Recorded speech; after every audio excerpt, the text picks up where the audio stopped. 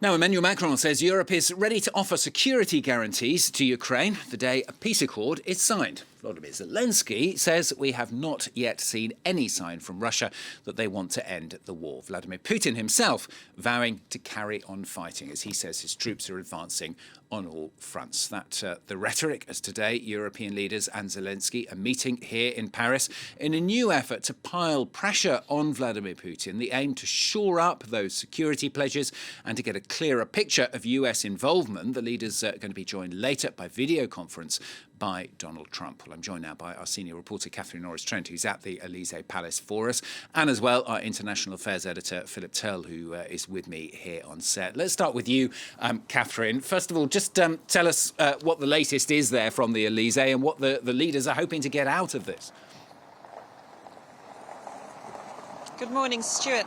The scene is set here at the Elysee Presidential Palace in the French capital for this latest meeting of the Coalition of the Willing, of a group of around 30 countries and bodies, most of them European, but not only, who are willing to come together and try and provide concrete help for Ukraine in light of the ongoing war there, of course, more than 3 years of war, and in light of the situation on the international scene, notably the attitude of the US administration, the Trump administration. And so today here we have some heads of state from Europe, Ursula von der Leyen, the European Commission President, who will be arriving here at the Presidential Palace. We've also got Volodymyr Zelensky, the Ukrainian President, who is already in the French capital. He had dinner with Emmanuel Macron last night. Those two men met bilaterally. Now they'll be speaking with this group, this coalition of the willing,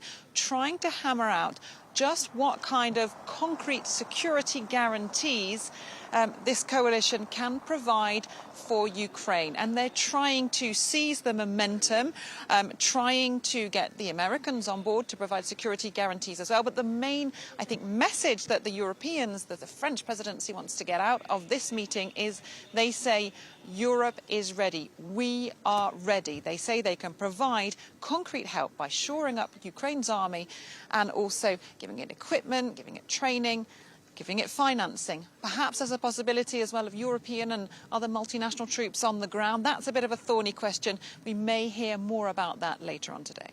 Yeah, stay with us, Catherine. I'm going to bring in Philip Turle, though, our international affairs editor as well. Philip, where would you say the efforts at the moment to end the war stand now?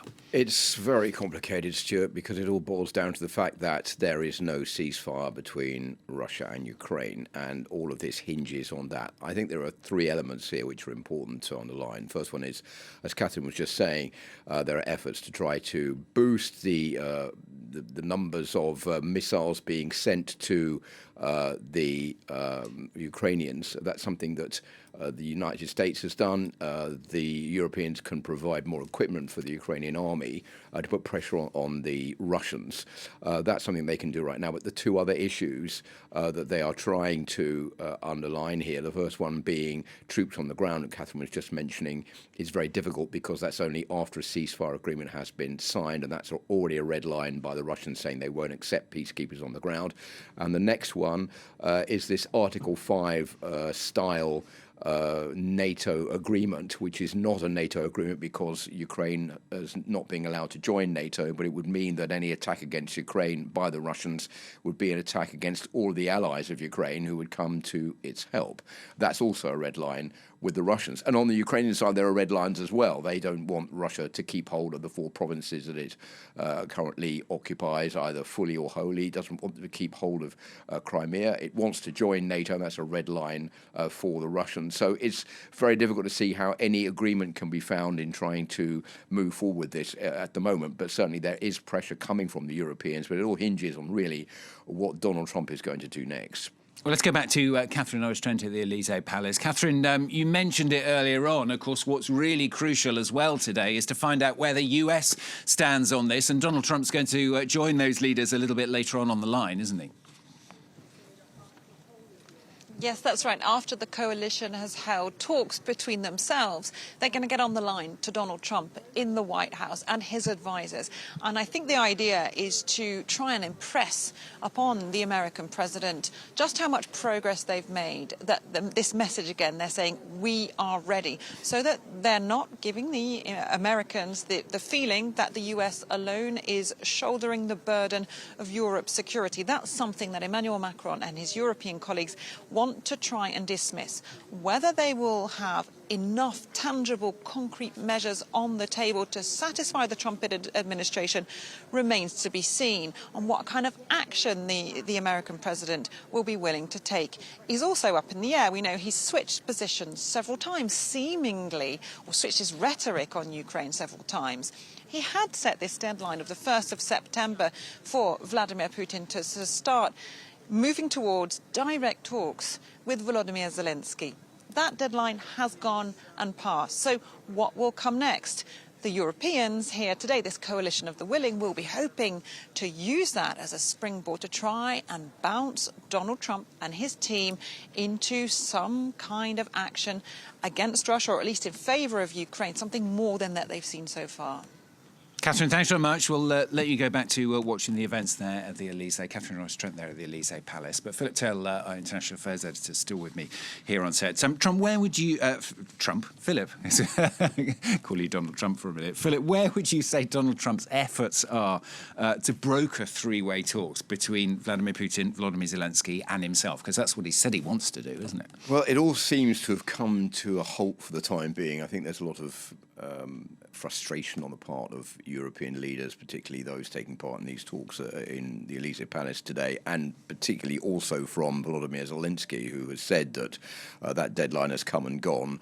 There's been no movement from the United States president, who's been talking about upping the ante on Vladimir Putin, but so far there have been no increase in sanctions. Donald Trump this week saying he was angry once again with Vladimir Putin, but no announcement of any increased sanctions, just saying you'll see things happen if Russia doesn't do anything to try and end the war. But that's very, very vague. So lots of approximate statements from Donald Trump, but no real action. And that is a big problem for the Europeans. I think there are two elements that we can say from this. The first one is that in the short term, to bring Vladimir Putin to the negotiating table, the only way to do that is for Ukraine to be able to defend itself and to put more pressure on the Russian forces, not to advance any further in Ukraine, but that depends on missiles, as I was saying before, and equipment being sent to the Ukrainians.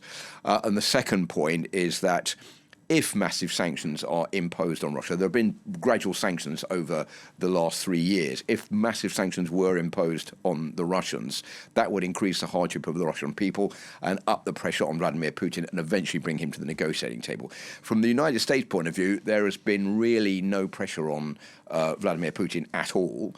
I remember they had that meeting in Alaska on the 15th of August. There was another meeting in the Oval Office on the 18th of August with Volodymyr Zelensky and European leaders who went to back him face-to-face with Donald Trump. Not really any action since then. Vladimir Putin knows that. He knows more or less that he's probably got Donald Trump round his little finger, and he can carry on the ground. And he still thinks that he has more to gain on the ground in Ukraine than coming to the negotiating table. So until he thinks the contrary, then there's really going to be no progress, I don't think, in bringing this war to an end, because Vladimir Putin doesn't want it.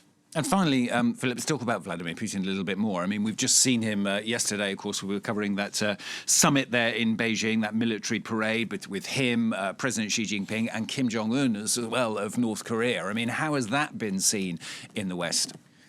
I think consternation and worry, and the fact that there is a division in the West, whereas this is Xi Jinping putting on a show of force, showing that two things. First of all, China is a world power on an equal path with the United States. That's something that Donald Trump doesn't like. And secondly, he with Vladimir Putin and Kim Jong-un are starting to create a new world order, which is also something that the West is not particularly pleased about, or Donald Trump. So there have been voices raised in the West saying, look, we've got these images of the Chinese president with the Russian president and the president of North Korea.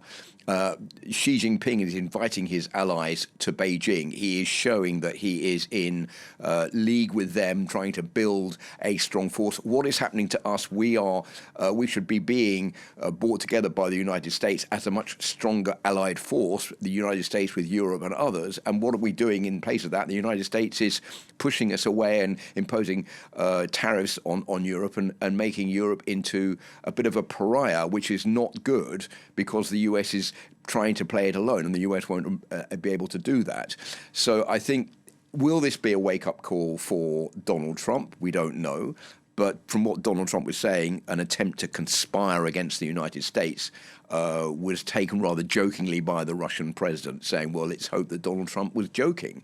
So still no direct criticism of Donald Trump by the Russian president, because I think he thinks that Donald Trump wants to go further than the war in Ukraine and struck up business deals with the Russians. And while that is on the table or in his mind, he's not going to be very difficult and increase the pressure about the war in Ukraine. So a whole lot of elements all brought together with what we've seen in Beijing.